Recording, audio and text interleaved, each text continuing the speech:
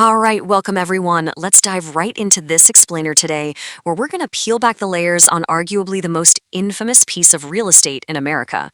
We're going to clearly separate the verifiable, concrete military history of Area 51 from its, well, completely out of this world mythology. It is a place that has captured our collective imagination for decades, but what is really going on out there? Because let's be honest, we have all heard the wild rumors, right? The conspiracy theories, the pop culture legends that just never seem to go away. But to find the actual truth, we first have to ask ourselves, what is actually happening out there in the scorching, heavily guarded sands of the Nevada desert? I mean, what kind of operations truly justify this incredible, unprecedented level of lockdown? To make sense of it all, here's our agenda for today. First, welcome to Area 51. 2. Black Projects and Sky Spies. 3. The Alien Conspiracy Files. 4. The Dark Side of Secrecy. And finally, Pop Culture and Public Raids. Now, before we get swept up in the myths, let's just lock down the hard facts. Area 51, which is officially known as Homey Airport, is a highly classified United States Air Force facility situated right next to the desolate Groom Lake Salt Flat. Officially speaking, its singular purpose is strictly for the development and testing of experimental aircraft and weapon systems. Section 1. Welcome to Area 51, the origins of Groom Lake. Picture this, it's 1955, and Lockheed's visionary engineer Kelly Johnson is looking for a spot to test some very sensitive tech. He selects this specific geography entirely for its extreme isolation, away from any prying eyes. The secrecy was actually so intense right from the jump that base workers couldn't just drive to the office. They had to secretly commute via a mysterious government carrier nicknamed Janet Airlines. These flights departed daily from a Caron airport in Las Vegas on planes with completely blacked out windows. You were literally flying into the unknown every single morning. Section 2. Black Projects and Sky Spies. The Real Military History. Things moved incredibly fast out there. It all started with the legendary U-2 spy plane in 1955, an aircraft capable of flying at astonishing altitudes to secretly photograph foreign adversaries. By the 1960s, the facility had already advanced to the mind-bending Oxcart and SR-71 Blackbird programs, entirely shattering aviation records. But look at 1967, the timeline takes a really surprising turn here. A defecting Iraqi pilot's MiG-21 arrives at Groom Lake, and this led to a massive joint Navy and Air Force operation in 1968, known as the Have Donut Project, which was designed specifically to evaluate secretly acquired Soviet aircraft. So you essentially had a dual mission happening simultaneously. On one hand, you have the rapid development of cutting-edge American stealth tech, like the U-2 and SR-71 built by Lockheed's Skunk Works. But on the other side of the coin, you have the highly secretive Have Donut Project. U.S. pilots were actually going up and dogfighting against these acquired Soviet MiGs over a restricted zone of airspace that they jokingly refer to as Red Square.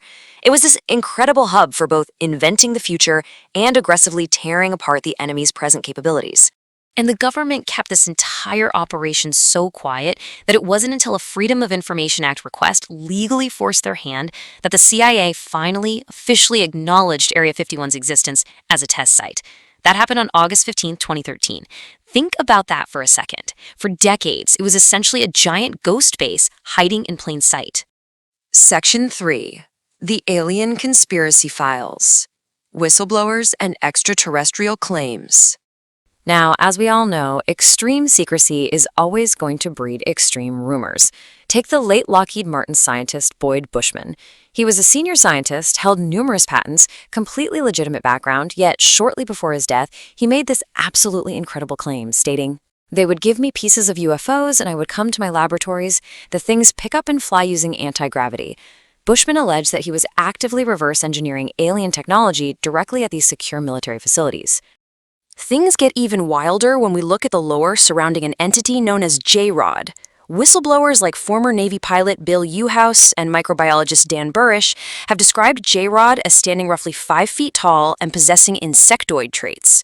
The story goes, he was supposedly the survivor of a 1953 UFO crash in Kingman, Arizona, who was then permanently housed at Area 51 to assist scientists. But shockingly, Burish claimed J-Rod wasn't even an alien from another world. He was, allegedly, a mutated human from our own distant post-apocalyptic future who had somehow traveled back in time. Now, if you're wondering how on earth the government could possibly hide flying saucers and time-traveling humans from modern satellite imagery, well, according to controversial figures like Bob Lazar, you can't see these projects on the surface because the military allegedly moved the operations downward. They claim this is all housed in a massive, highly secret underground labyrinth known as Site 4, or S4, located just south of the main Area 51 base. And the lore goes even higher up the chain of command. Some of these theories suggest the contact went straight to the very top of the US government. Researcher Frank Strange's claimed, and I quote, "Valiant Thor was the ambassador from the extraterrestrials, and he was advising President Eisenhower and the US government."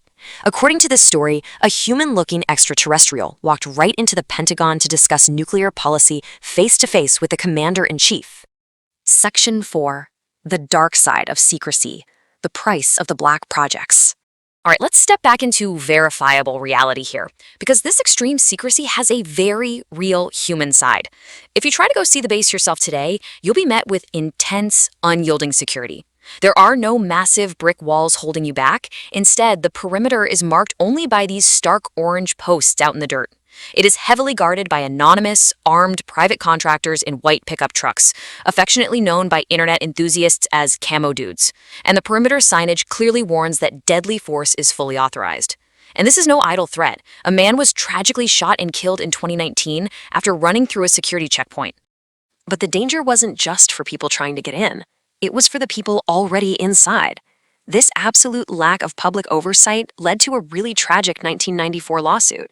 Civilian contractors actually sued the Air Force and the EPA, claiming they were poisoned by massive quantities of unknown, highly toxic chemicals that were simply dumped and burned in open trenches right there at Groom Lake. The human cost here was absolutely devastating. Biopsies of the workers showed high levels of dioxin and other highly toxic chemicals like trichloroethylene, leading to severe skin, liver, and respiratory injuries. This extreme exposure ultimately contributed to the deaths of contractors Robert Frost and Walter Kaza.